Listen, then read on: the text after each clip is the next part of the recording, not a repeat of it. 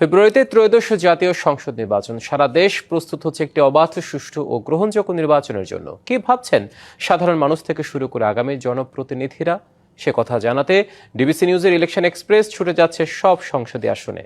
আর এখন আছে সংসদীয় আসন 217, গোপালগঞ্জ 3-এ।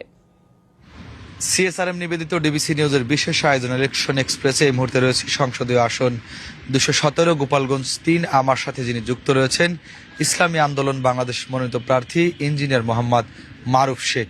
কেমন চলছে তার নির্বাচনী প্রচারণা, কি প্রত্যাশা দিচ্ছেন সাধারণ ভোটারদের, সে বিষয়ে কথা হবে। ডিবিসি নিউজের পক্ষ থেকে আপনাকে স্বাগত। আলহামদুলিল্লাহ। 217 গোপালগঞ্জ 3 এই সংসদীয় আসনটি টুঙ্গিপাড়া এবং কোটালীপাড়া এই দুইটা থানার সমন্বয়ে গঠিত।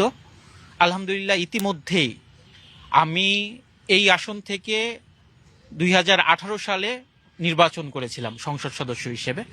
24 সালেও আমার প্রস্তুতি ছিল, আমাদের দল নির্বাচনে যায়নি দেখে আমরা নির্বাচনে যাইনি। তো এবার আমাদের ভরপুর প্রস্তুতি। আমাদের দুইটা থানার প্রত্যেকটা ইউনিয়ন ওয়ার্ড পর্যায়ে কমিটি আছে।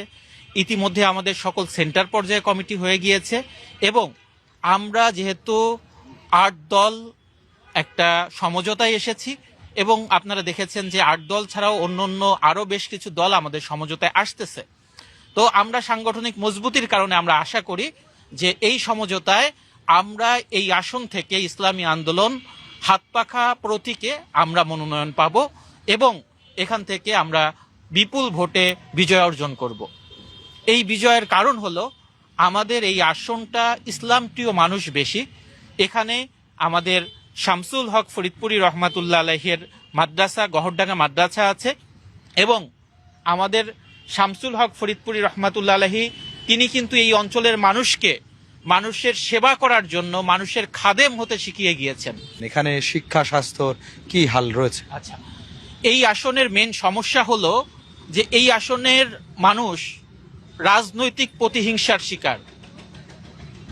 বিগত জুলাই 24-এর পূর্বে এখানে কিন্তু বেশি কেউ সবাই কিন্তু দুর্নীতির সাথে জড়িত ছিল না, সবাই কিন্তু বৈষম্যর সাথে জড়িত ছিল না, কিন্তু অধিকাংশ মানুষ এখন মিথ্যা মামলার শিকার, তারা ঘরে থাকতে পারে না।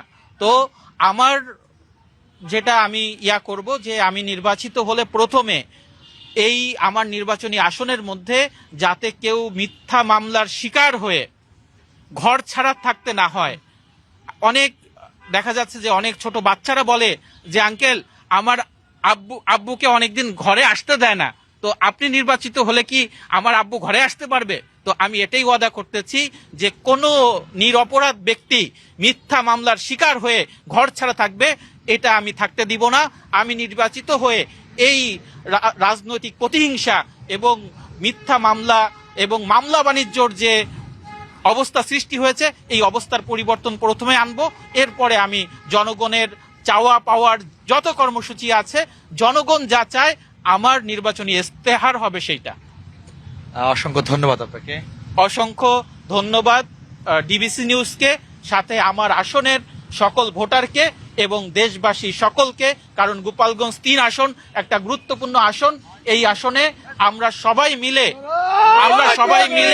ইসলামী আন্দোলনের পক্ষে ভোট দিয়ে হাত পাখাকে জয়যুক্ত করব ইনশাআল্লাহ। জি দর্শক, দেখছিলেন সিএসআরএম নিবেদিত ডিবিসি নিউজের বিশেষ আয়োজন ইলেকশন এক্সপ্রেস। পরবর্তী আয়োজন বিকেল 5টায় অন্য কোনো প্রার্থীকে নিয়ে। সে পর্যন্ত আমাদের সাথেই থাকবেন।